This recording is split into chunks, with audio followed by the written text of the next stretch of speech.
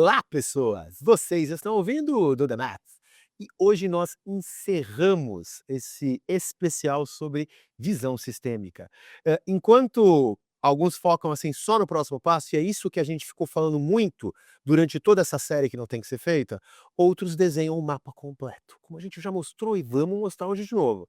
Hoje nós vamos falar sobre líderes que transformam complexidade em direção, que navegam num cenário inteiro, não apenas um obstáculo de cada vez. A gente vai continuar tentando entender que, de fato, estratégia é o próprio sistema. Só que a gente está falando de complexidade num outro nível hoje, né, Lourenço? Hoje é complexidade a escala maior. Hoje é hard. Hoje é hard e que salva vidas. Então a gente está hoje aqui com o Alex Julian, CIO do Hospital Sírio-Libanês. Alex, muito obrigado pela tua Obrigado pelo presença, convite. seja muito bem-vindo aqui, né.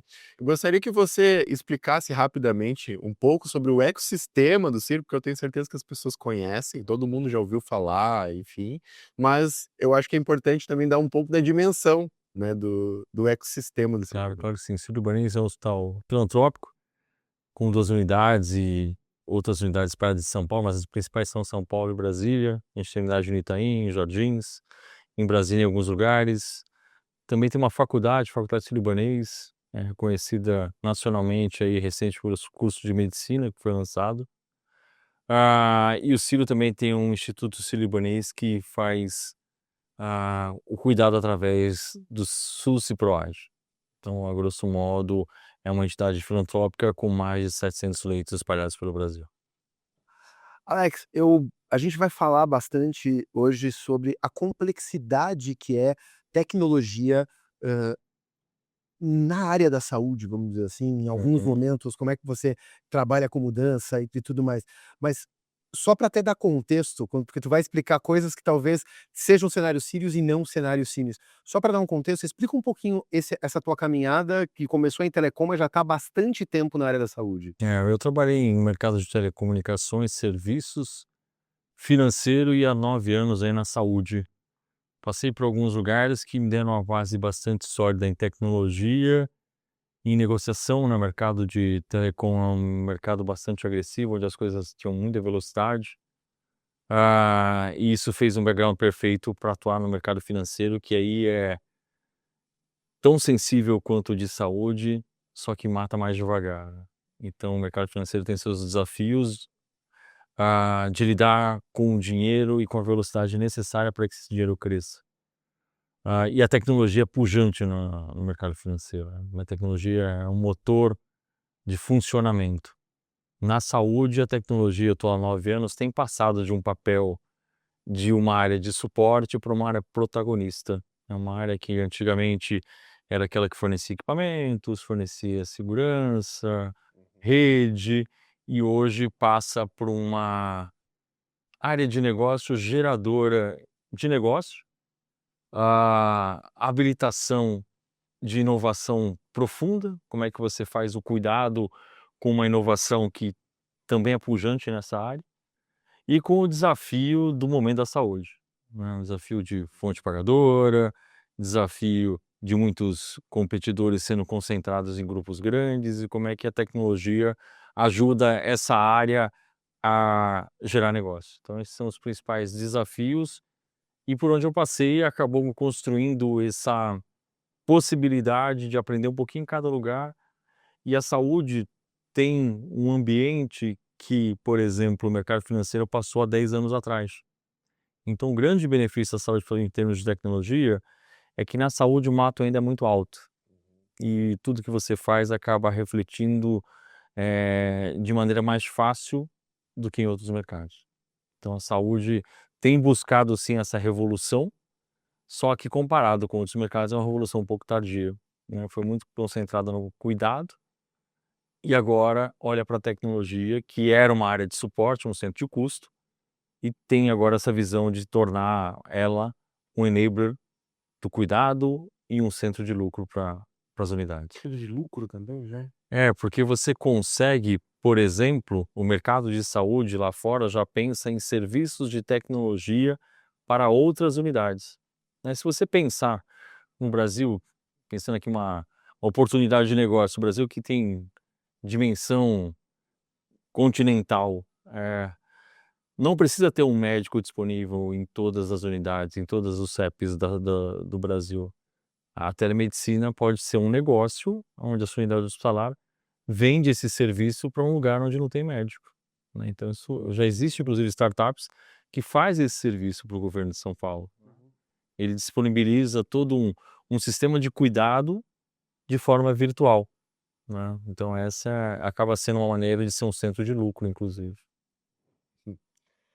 Cara, é muito interessante.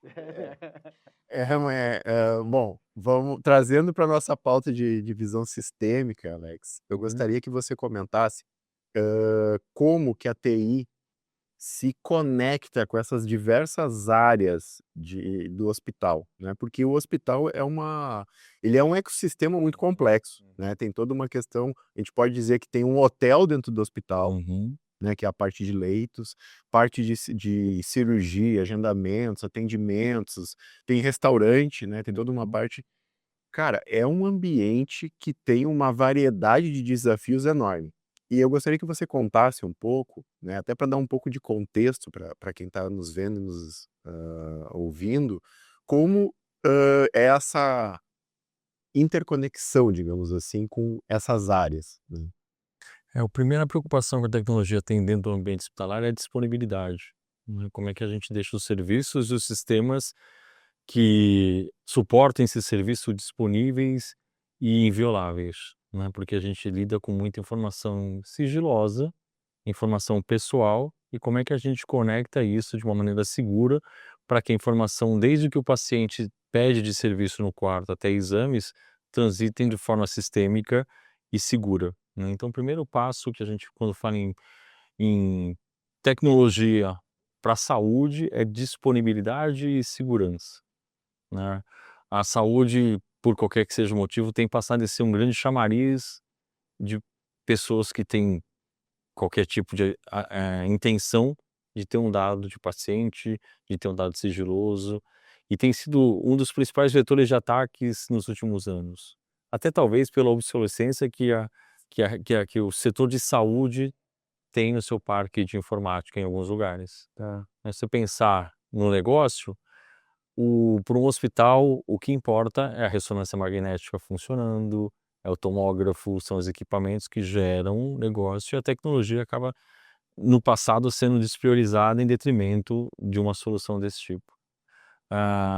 Com a necessidade da salvaguarda de informações do paciente, o investimento foi muito mais pensado e focado nessa segurança e disponibilidade.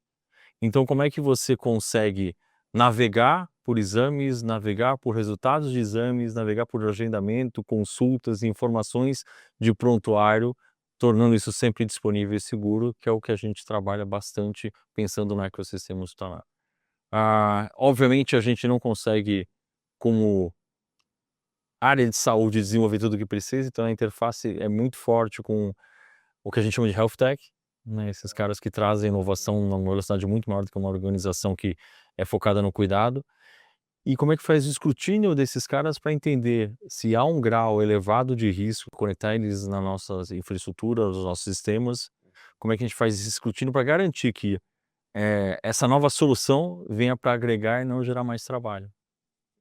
Mas também permeia junto da infraestrutura, da disponibilidade e da segurança da informação. Então pensou em ecossistema de saúde hoje, para a tecnologia, a disponibilidade e a segurança da informação são as preocupações mais vertentes. E obviamente é uma área onde tem muito legado, onde tem muito sistema que foi construído no momento anterior ou por qualquer que seja o motivo não foi atualizado, então a preocupação do legado ainda é grande, como é que a gente conecta esses caras, como é que a gente integra esses caras. Na saúde ainda é comum você ouviu falar que os sistemas se conectam via banco. Isso é um perigo Sim. gigantesco, né. Como é que a gente torna essa integração mais limpa? Como é que a gente disponibiliza essa, APIzação das coisas para que funcione de uma maneira mais fluida e segura? Então um bate-papo rápido sobre esse ecossistema, é nisso que a gente olha, é isso que a gente foca. Então, hoje você está, colocando que em linhas gerais, não na sua no seu momento específico, mas tem uma realidade de que a saúde não a saúde não, a área da saúde, a indústria da saúde, por óbvio, tinha e tem ainda o cuidado em primeiro lugar, e aí com isso a necessidade de integração, e a gente vai falar de saúde integrativa já há muitos anos, ela se dá pela essa fluidez e disponibilidade, só que isto era feito sob uma tecnologia que talvez estava lá. Então, o que acontece é que apesar de existir uma fluidez, entre muitas aspas, das informações de um ponto a outro e aquilo acontecer, se abandonou ou não se observou, vamos dizer assim, as boas práticas para conduzir esse caminho. E aí hoje a gente encontra muitas empresas da indústria que são pontos de vulnerabilidade para ataque, que pode ser desde sequestro de dados para deixar ela sem funcionar, até de repente capturar dados, de terceiros ou, né, dos pacientes ali que seriam sigilosos, e isso teria algum valor. Como também até, por exemplo, um limitador de crescimento, porque a Uhum. partir do momento que você fala: "Ah, agora eu tenho, talvez não exatamente uma máquina, mas eu tenho um processo de triagem novo, que eu posso colocar e eu vou integrar isso com o mobile do próprio paciente", tu começa a ter um limitador, porque os teus ambientes estão tão defasados quanto a isso, né, não os teus, mas os Uhum. ambientes da saúde estão tão defasados quanto a isso, que para você dar esse salto, o custo é muito alto. Então por isso, de repente, é mais fácil pegar uma HR Tech que possa ir trocando esses ambientes. É esta a realidade em linhas gerais, A assim? gente tem cerca de 7.000 hospitais no Brasil. Desses 7.000, 2.000 ainda estão no papel. En Uau! então a gente Nossa. não tem, uma unicidade de trânsito de informações fluida ainda no sistema de saúde. Se você olhar os principais sistemas de gestão hospitalares, eles foram construídos com viés financeiro.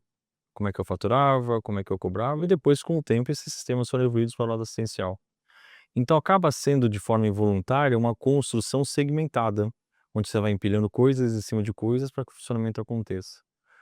Os 2 principais sistemas hoje funcionam ainda com regras em banco, né, não tem ainda uma transformação no melhor modelo de arquitetura para sistemas que a gente conhece por aí. Quando a gente está falando do mercado financeiro, a gente está falando de Docker, está falando de coisas que são segmentadas. Na saúde, são grandes blocos que acabam, interagindo para a gestão do hospital. Então, na forma que a coisa foi evoluindo, já tem um déficit, que é Sim. normal, né.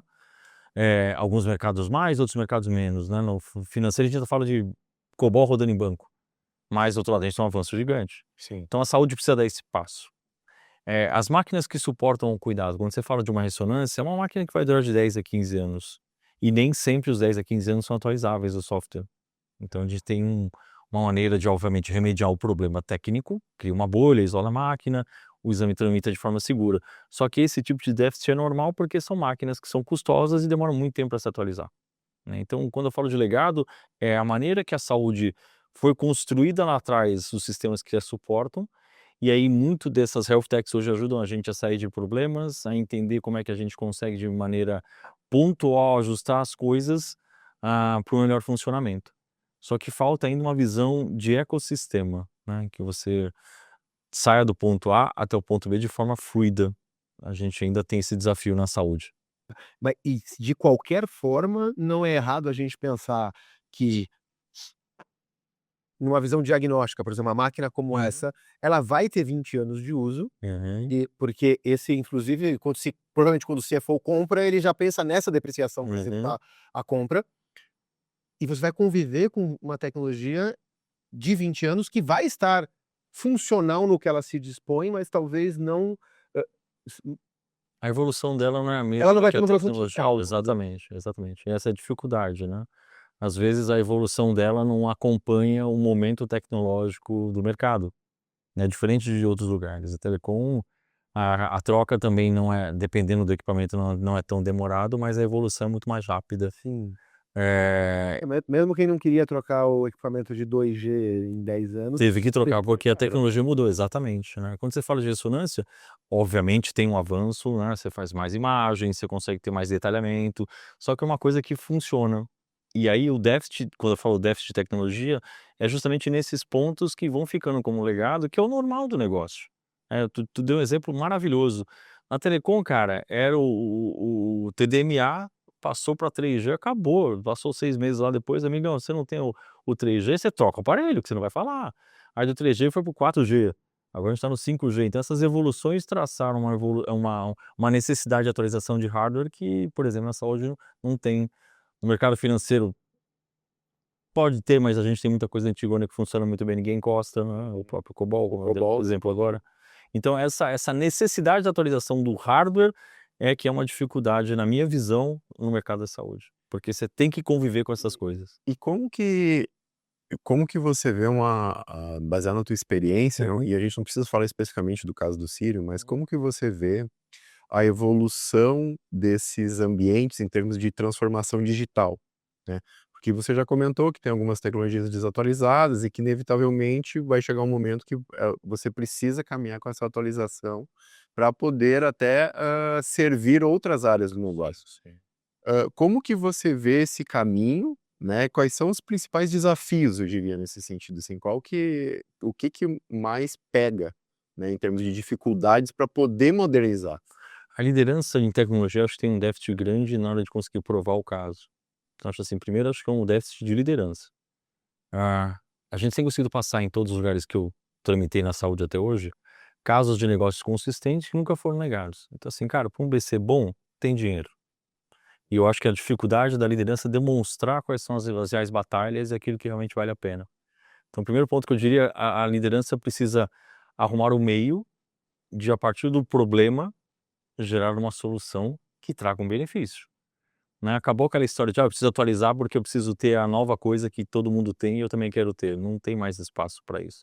E não é só na saúde, todo mercado, né, Eu acho tá que olhando isso. espaço. Exatamente, acabou A mais. a parte de "vou fazer porque é legal e porque os outros têm". Então, eu acho que falta uma certa habilidade das lideranças para demonstrar como é que ele sai dessa sapucaia gerando o próprio dinheiro dentro de casa, né, seja economizando espaço, seja jogando na nuvem e não tendo que fazer uma atualização de hardware dos servidores que ia custar milhões. Então, olha para o seu ambiente e demonstra como é que você consegue sair do outro lado por si só.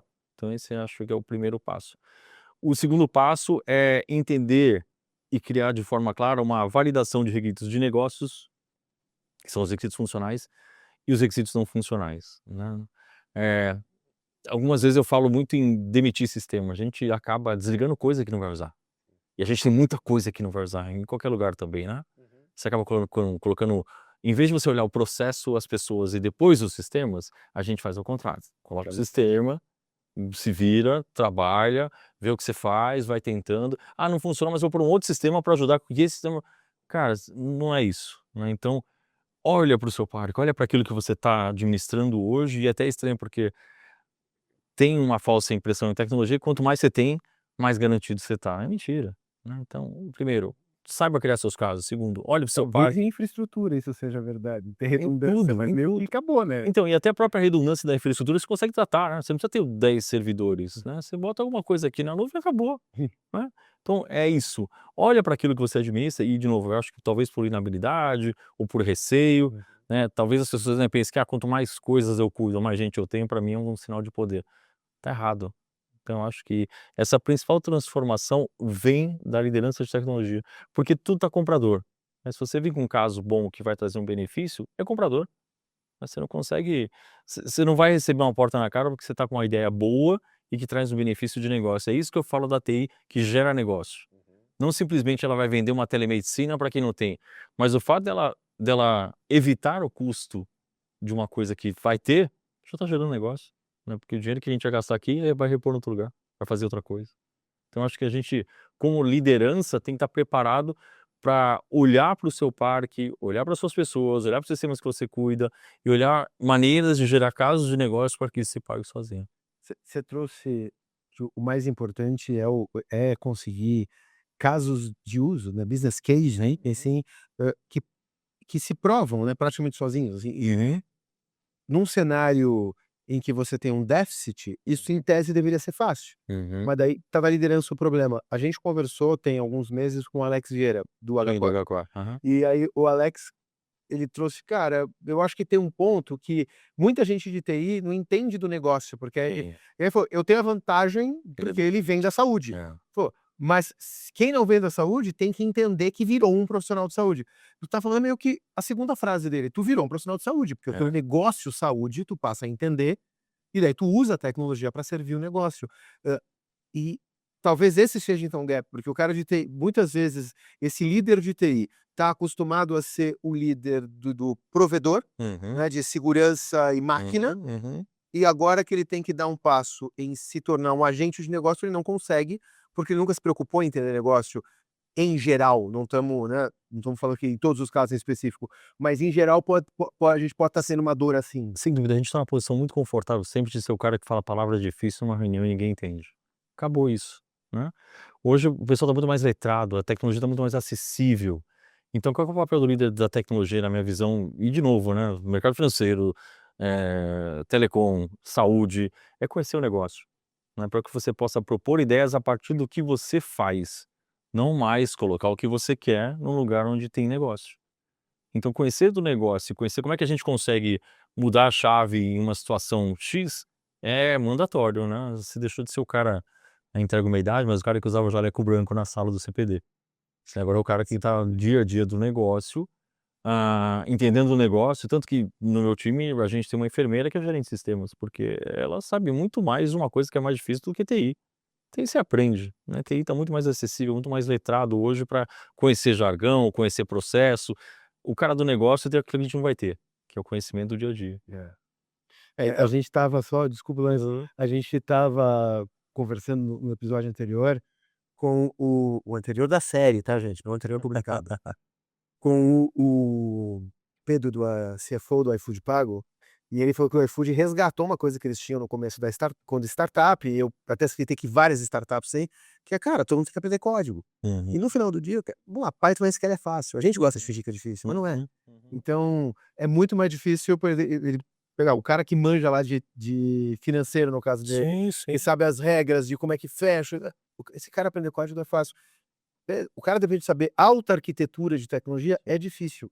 Saber ser um gerente de sistemas não é a parte mais complexa. Se ela entende o negócio, talvez ela consiga encaixar E se você é um cara de bom de TI, só sabe TI, você é caro, e é trocável.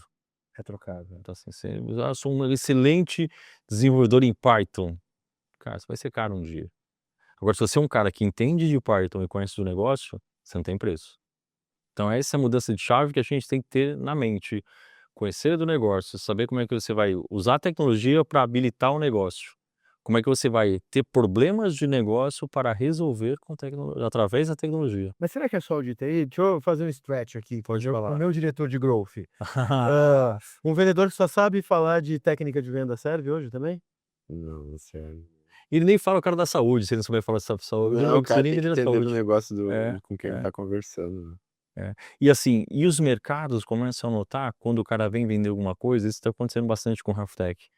Que ele vai resolver um problema que ele nem sabe qual o problema que é, e ele quer usar o cliente para conhecer o problema, conhecer a solução e lançar o mercado. Então o mercado já está entendendo disso também, e agora tem uma certa "não, espera aí, né, você vai trazer o quê? Vai me ajudar a achar o problema e eu resolver com você, ou você vai me ajudar a resolver o problema?". Por isso que o vendedor tem que saber do negócio. O vendedor vender, já vai vender outra coisa, né, tecnologia eu acho que não está funcionando muito não. E Alex, a gente você trouxe aí um pouco dessa questão de inovação, das health techs, eu queria trazer um tema aqui pra gente, que tem a ver com visão sistêmica, que é toda essa parte de, empresa data driven e também AI driven, né, data first, AI first. Uhum. Como que vocês estão, tratando, né, essas iniciativas, né, ou se você puder citar também algumas iniciativas, porque eu pergunto sempre, porque eu já tive a oportunidade de ter projetos com hospitais, o Marcel também, e cara, ele é um mundo à parte, Sim. né, você só entende a hora que você entra lá Uhum. e você começa a vivenciar aquilo, e aí você vê como tem coisas que são muito específicas. E a aplicação de AI e de projetos de dados também é muito Uhum. específica para a área de saúde. Você consegue comentar pra gente Claro. algumas iniciativas? Não vou falar especificamente do Sírio-Libanês, é o que a saúde está procurando, né. Uhum. Eh, que a gente tem dado pra caramba, isso é notório, né. Seja do equipamento, seja do paciente, seja do cuidado, seja do tratamento. Como é que a gente trabalha e melhora a informação?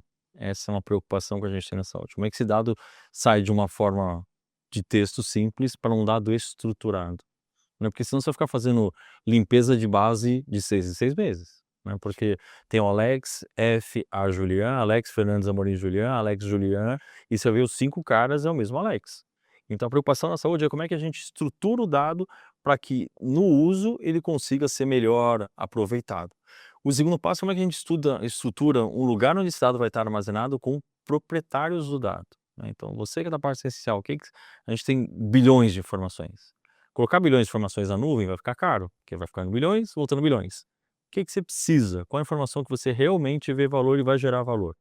Então você vai coletar com esses proprietários os dados e informações que cada um precisa e colocar de forma disponível para todo mundo, e aí há um movimento para que essas unidades hospitalares trabalhem com o conceito de data for all, né? Então, o que você quer trabalhar sem depender da tecnologia, porque senão vai ser gargalo, né? Todo mundo quer uma informação diferente, então letrar essas áreas para que eles consigam conectar, obviamente, estratégia, informações, para transformar isso em informação de valor, é o trabalho que a tecnologia tem que fazer, porque a gente não vai ter 100.000 pessoas para fazer 100.000 coisas diferentes. Então letrar, e eu acredito muito em criar uma espinha dorsal, né, você pode andar nesse caminho, um pouquinho para cá, um pouquinho para cá, mas existe um caminho que a tecnologia vai proporcionar, porque no fim do dia, o que você fizer vai cair no meu colo depois, então você tem que seguir um framework mínimo para que você consiga trabalhar com essa informação. Então a preocupação é, como que a gente tem um dado melhor estruturado?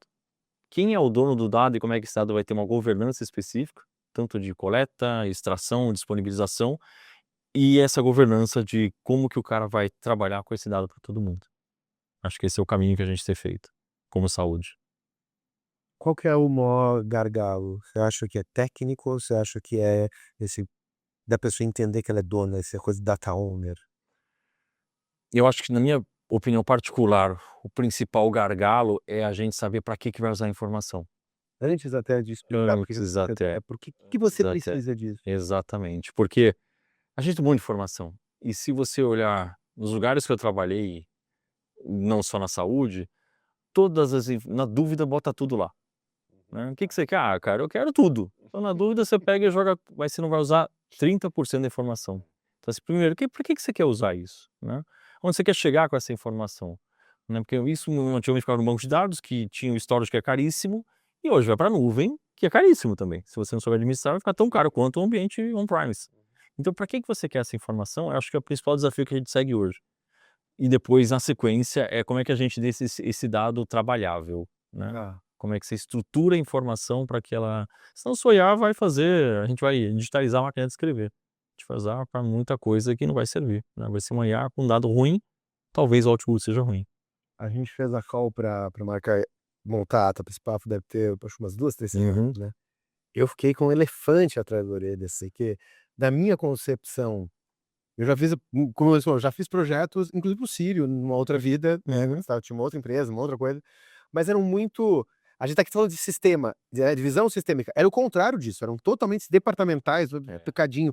Então, a visão do todo a gente não tinha, mas eu ficava quando eu fui pra trabalhar mais com banco, não me parecia um stretch tão grande para algumas coisas. Uhum. Quando veio a ideia do Open Finance, eu achei ela genial. Eu acho o Open Finance muito bom, os bancos não estão sabendo, eu não sei se eles não estão sabendo vender o valor num todo, ou se tem gente que não quer falar que isso existe, porque abre uma brecha e tudo, mas eu acho muito bom, eu acho um baita informação minha. Mas logo que eu conheci o modelo, a minha primeira caída de ficha foi: "Ah, isso tinha que ter na saúde", tanto que eu falei isso contigo. Sim. E aí tu entregou uma visão, eu falei: "Cara, não, mas espera aí, pra acontecer isso na saúde, tem que acontecer uma mudança de modelo de negócio". É. Porque este dado é valor para a instituição que o gera. E talvez por isso o banco não torna uma coisa tão disponível. Existe, mas você não vê um banco falando assim: "Pô, dá uma olhada no Open Finance". Você tem outro banco que fala assim: "Ó, seu saldo no banco tal é 1.000, juntando com o meu é 2.000", e a gente tem opções de investimento. Sim. Mas ele não fala o que você pode fazer, que você pode transacionar, porque, assim talvez como na saúde, o banco não vai querer que você tire o investimento de lá. O banco A não vai querer saber que o CDB do B, que é o mesmo que ele vende, é 2 ou 3% mais rentável. Então tem sim essa possibilidade dessa integração do Open Finance, que na saúde a gente chama de interoperabilidade, mas ainda tem muita regra de jogo por detrás que as pessoas precisam alinhar primeiro para depois disponibilizar. Em nenhum dos casos, na minha visão, o desafio é tecnológico. Nenhum dos casos. A gente consegue tramitar informação, tem protocolo, tem integração, tudo isso a tecnologia já faz hoje. O modelo de negócio, como é que isso vai deslanchar, é que é o grande X da questão, na minha visão.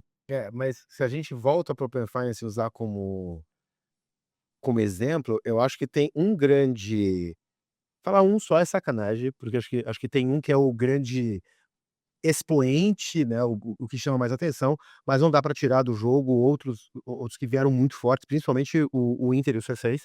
Então, assim, a gente tem o Nubank que provoca o sistema, o Inter começa até antes, mas usa consegue pegar um vácuo ali de se transformar rapidamente totalmente digital.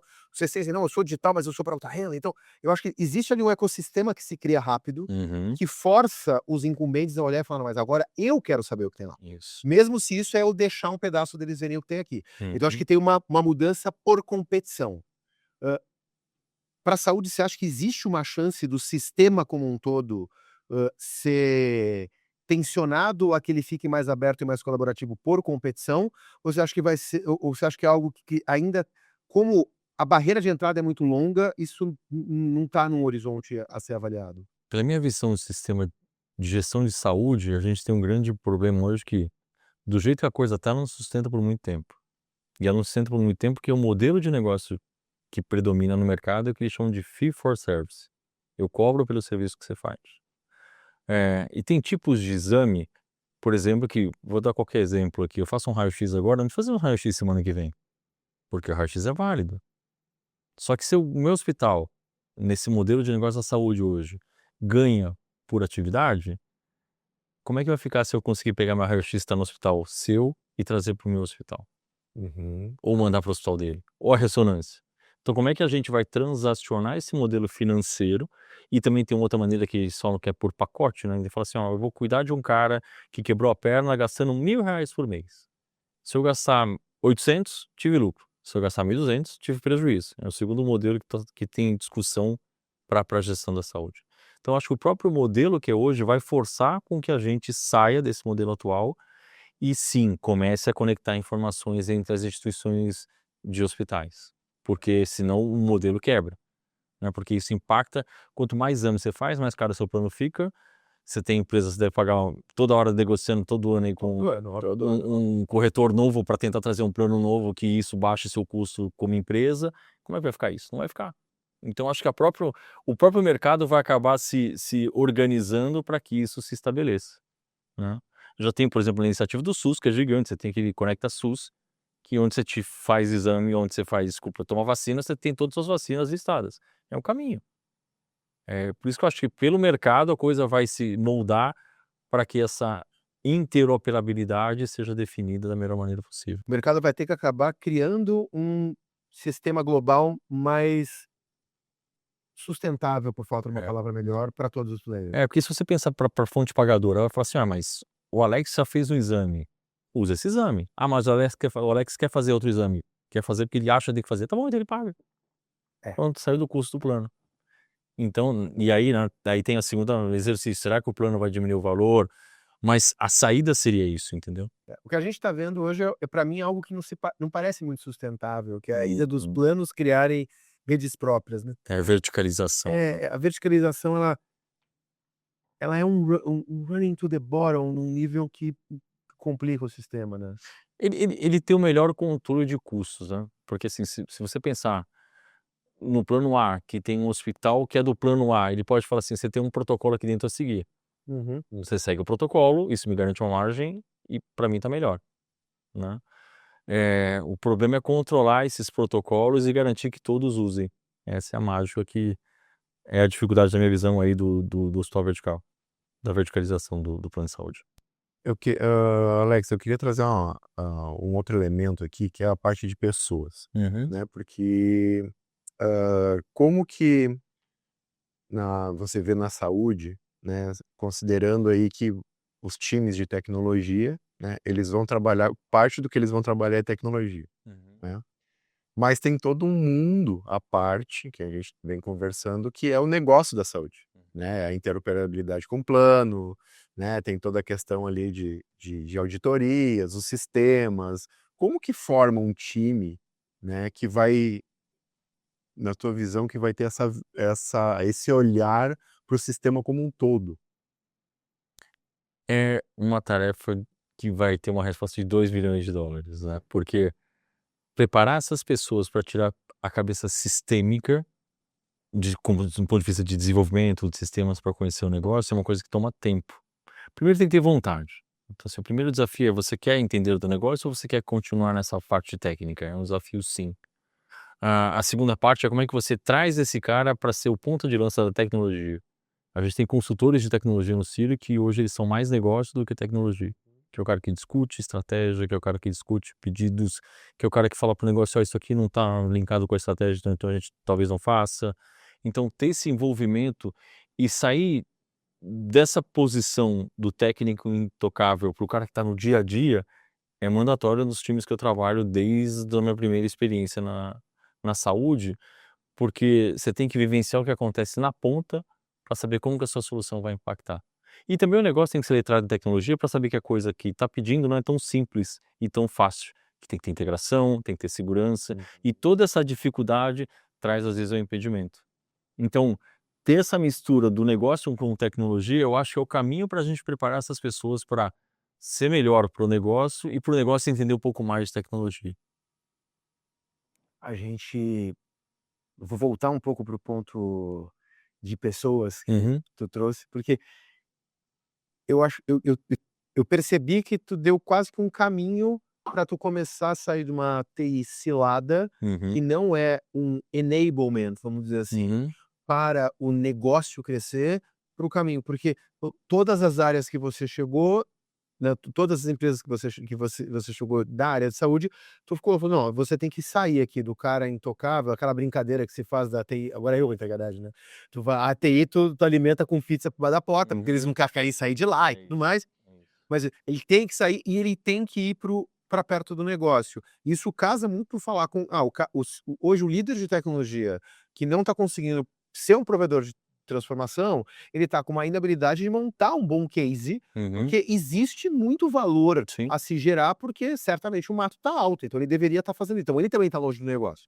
Então, eu estou errado em supor que um primeiro passo para você pra gente para se executar essa mudança, que no cuidado já aconteceu, mas muitas vezes as áreas paralelas não receberam a o suporte, porque não eram core, né, Uhum, uhum. para acontecer.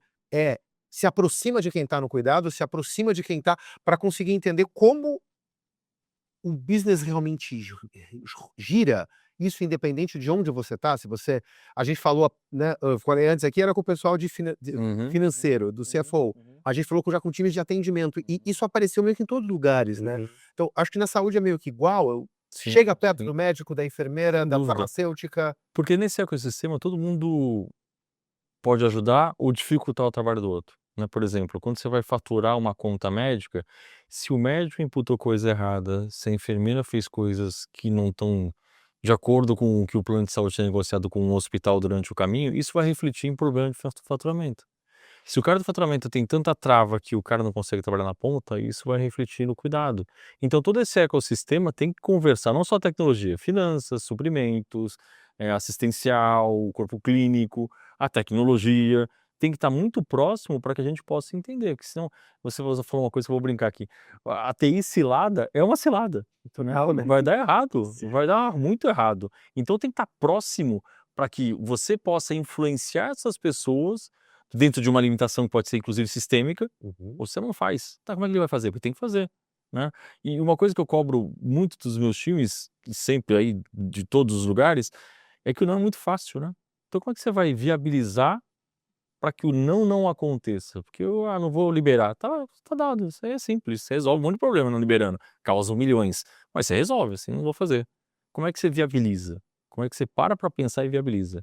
E aí sim, o cara da finanças, como você disse, o CFO do iFood tem que estar próximo do negócio, o cara de suprimentos, o cara da hotelaria, o cara do restaurante, o médico, o assistencial, tem que todo trabalhar em conjunto, porque com certeza o a inabilidade no trabalho de qualquer um desses atores, seja qual for, vai impactar o próximo. E ter essa distância vai dar errado. Por isso que o time tem que estar junto com tudo isso. Por isso que a gente tem esses consultores que transitam em todas as áreas e conversam entre si, porque fala assim: "Pô, o cara de finanças pediu uma coisa que talvez impacte essencial, vamos conversar todo mundo?", né, porque TI acaba sendo essa grande cola de todas as áreas. Faz o meio de campo, né. Exato, exato. Porque, assim, a visão sistêmica a gente tem a obrigação de ter. E o negócio, às vezes, é pensar, né, o cara da caneca pensa na caneca, o cara do fone pensa no fone, quando você vai juntar os dois, opa, tá curto. Então, se tem um cara que tá fazendo essa meio de campo, ele tem a obrigação de, ó, levantar a mão e falar: "Não tá certo o caminho", porque afastado não vai dar certo, né. Porque se ficar em silo e cilada, é cilada. Total. Dá tempo de AI? Acho que dá, né, acho que a última, assim, né. Só pra Você quer puxar? é porque tem aquela coisa ele falou que o RAG é pouco pra saúde, lembra? É verdade. Vamos lá. É. Pra quem não entendeu: "Ah, eu não sei o que é RAG ainda", cara, vai para o Google, não vou explicar o que é RAG. Não, vou sim. RAG é quando a gente tá lá e fala pra qualquer base, "Ó, isso aqui é o book médico, me responda a partir disso". A gente chegou a conversar, né, existe muito case de IA, não só IA generativa, como IA por reconhecimento de imagem ali, Uhum. que ajuda, por exemplo, em diagnóstico e tudo mais. Uhum. E eu te perguntei: "Você acha que a generativa vem?" Olha, a generativa vai vir quando nós, da área médica, fomos fazer o fine tuning, quer dizer, que é uma das etapas principais para o modelo poder ir para o público, Uhum. ensina ele a conversar, Uhum, uhum. ensina a tomar decisão. Então, tu acha eu queria trazer isso tu realmente acha que é possível Uhum. ter uma IA médica e o quão é possível imaginar que a gente porque isso teria que ser um fine tuning no Brasil. O quanto você acha que é possível imaginar que a gente vai ter organização de médicos e especialistas em engenharia trabalhando junto para que esse fine tuning seja feito aqui? É, a gente já usa IA. Quem nunca perguntou para o Google o que que era aquela dor na cabeça e viu que podia ser câncer e assustou, Mas o né? Google sempre responde câncer, né. Tem uma algo que só me acontece toda hora. Então, para que você evite isso, eu acredito que o melhor caminho seria ter esses curadores. Eu tenho uma aula de SEO que explica, ó, o SEO funciona porque o Google responde câncer. Aí eu ensino SEO fazendo isso. E é isso que você precisa ter essas curadorias, porque acaba, imagine só isso em massa, né, como é que vai a informação. É. Imagina uma instituição do calibre do Sírio-Libanês publicando alguma coisa que tem que ter curadoria. E a IA generativa vai sim colocar a gente no outro patamar. Existe empresa que já trabalha com isso, né, tem empresa que já tem protocolos clínicos sendo tropicalizados, onde consegue colocar a gente num patamar onde o clínico vai consultar o protocolo para ver uma segunda opinião, por exemplo. Isso, invariavelmente, uma hora vai passar para o lado de quem usa, do usuário, do paciente comum, né, pra que a gente deixe de achar que é câncer quando dá o Google. Então vai ter sim, na minha visão, é uma coisa super funcional, porque a gente tem que ter há muito tempo atrás, eu tô tentando lembrar agora qual que foi que eu estava com problema no joelho, eu operei o menisco e ligamento, mas era em inglês, eu fui perguntando, ela foi respondendo, chegou no mesmo diagnóstico que eu tinha. Então, assim, é uma coisa que tem que ser aproveitada, não pode ser deixado de lado. Mas a minha preocupação agora como Alex paciente, é quem vai estar por detrás disso, né. Eu tenho muito mais confiança em ter um tipo de suporte de uma IA generativa, por exemplo, que é provida pelo Sírio, do que uma coisa que eu pesquisei na internet de alguém que eu não conheço. Tá. Então isso sim, eu acho um caminho que as instituições vão acabar seguindo, e algumas já estão seguindo. Por isso ter um fine tuning do Sírio, porque daí a responsabilidade, por outro lado, a marca e a confiança seria de Eu alguém que você acredito que esse é o caminho para diversas instituições, porque eu, Alex, de novo falando como paciente, confiaria mais, Sem dúvida, sem dúvida. sem dú Porque hoje você vai para o Sírio pela qualidade assistencial. Então você confia muito naquilo que o Sírio faz e inclusive é uma das principais instituições da América Latina. Ter uma informação do Sírio para você consultar e tirar dúvida, cara, ia ser extraordinário. Então a marca, o peso da equipe assistencial que é extraordinária, dá esse aval para a informação que está lá. Por isso que eu acho que o futuro não muito distante, a gente vai ter esses conceitos de generativa com curadoria para assuntos específicos, né. Muito bom. Bom, Marcelo, a gente estourou nosso tempo, né, a gente estourou o tempo. Nós vamos ter que fazer a última pergunta. Ih, pode fazer o que você agora, que eu pergunto, então, vai lá. Se é a última de toda a série. Alex, a gente dentro dessa questão de visão sistêmica, a gente gostaria que você compartilhasse o que você vê de dicas, né, que você pode trazer para profissionais que, estão querendo entrar, né, de repente estão se vendo com a necessidade de estar nesse ambiente que precisa ter essa visão sistêmica, né? E quais seriam as dicas que você 3, 4 dicas que você daria, né, para esses profissionais? Para o meu time eu sempre falo indignação criativa, assim, por quê? Por que está sendo assim? Por que está sendo feito assim, né? O questionar sempre leva a gente a buscar saídas que talvez não se pensou e em conjunto, né. Então a indignação criativa é um momento que você se pergunta por que a coisa que é sempre feita assim há muito tempo, e em todo o mercado isso acontece, né. A síndrome da Gabriela lá, eu faço porque sempre fiz. Então, tenha coragem de indagar. Compartilhe, esteja em ambientes como aqui a gente está agora trocando ideia, isso é muito importante, você ouvir o que o outro passou, o que o outro faz, se envolva nesse mercado, se envolva com pessoas que formam opinião e discutem esse assunto, abertamente, esteja disponível e recicla, cara. Acho que a única coisa que a gente vai levar para a vida é estudo, conhecimento. Então se puder investir, e hoje tudo é tão grátis, né, na minha época a gente tinha que se enfiar em curso, comprar livro caro gringo que era Se difícil pra importar, caramba. né? Pô, tinha uma livraria que eu lembro que eu morava em Santos quando era moleque, eu via na livraria Tempo Real, atrás do Pão de Açúcar ali do Conjunto Nacional, que era o único lugar que tinha os livros gringo, que era muito difícil. Hoje você faz assim no TikTok, se o seu algoritmo estiver bem treinado, você aprender. Então aproveita esse momento, né. Eh eu falo para o meu filho, eu tenho um filho de 12 e uma filha de 15. Se eles fizerem metade, tá muito mais do que a maioria da população. Tá assim, tá tudo tão fácil, tão disponível. Não precisa ser o super, faz metade bem feito, que você vai se destacar muito na frente de muita gente. Então assim, a gente tá na área da informação, né, na área da pergunta, e pra gente fazer a pergunta certa, a gente tem que ter um mínimo de letramento pra saber perguntar. Sim, sem repertório não se tem pergunta. Exatamente, que agora vamos virar com prompt. Cara, até tem uma passagem engraçada que o meu filho, ele tem um material digital, fez a lição, eu falei: "Deixa eu ver a lição daí". Aí tinha uma pergunta lá sobre a guerra do Paraguai. E aí ele colocou: "Segundo o filósofo", eu falei: "João, essa questão de segundo o filósofo na tua resposta nem a pau". Ele: "É, pai", eu perguntei no ChatGPT, eu falei: "Não, então não é assim, você entendeu o que tá escrito, você leu?". Então, a perguntar é muito simples hoje. Você foi o detector. O lance é fazer a pergunta certa, né, então para você fazer a pergunta certa, você tem que estar preparado. Então acho que se eu pudesse dar a dica, quem sou eu, seria esses 3 pontos que eu Muito toquei. bom, muito bom. Muito bom, mas eu acho que o caminho é esse, né. E a gente teve no primeiro episódio com a Carol, e agora o Alex trouxe também do básico bem feito. Do básico bem feito. Exatamente, a gente Não, o básico bem feito passou por muita gente, porque quando o Gui estava falando, o Gui trouxe vários É exemplos, né, verdade. de como ele ia no ate tanto no atendimento quanto em lideranças, o básico bem feito era exato. importante. Eu brinco que a gente faz escargot mais ou menos, mas queima arroz e feijão todo dia. É, não adianta. Pra quê, né, pra quê? Eu só acho que a gente tem que entender que o básico cresceu. Exatamente. Esse é o grande problema. Porque quando a gente fala o básico bem feito, o pessoal: "Ah, é só um pouquinho", não, cara, Não, o básico é grande pra básico cá. E é difícil, e é o difícil, básico é difícil. é difícil, é difícil. Muito bem, bom, esgotou nosso tempo, né, não vai dar, né, bom, Alex, quero te agradecer Obrigado muito pela chance aqui, cara, foi muito bom pela com vocês. por compartilhar com a gente. Gostaria que tu puder compartilhar com o pessoal como que o pessoal te encontra, LinkedIn. Eu tô como Alex Julian, cara.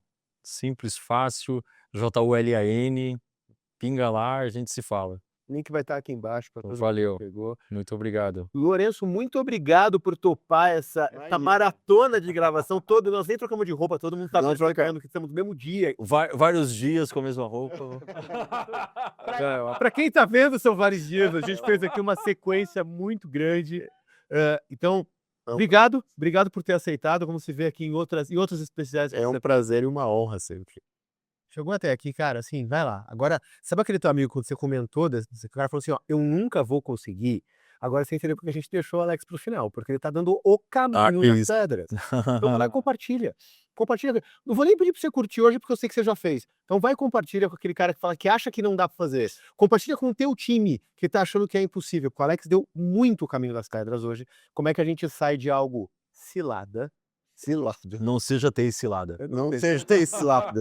Valeu, Valeu, a gente se vê. obrigado.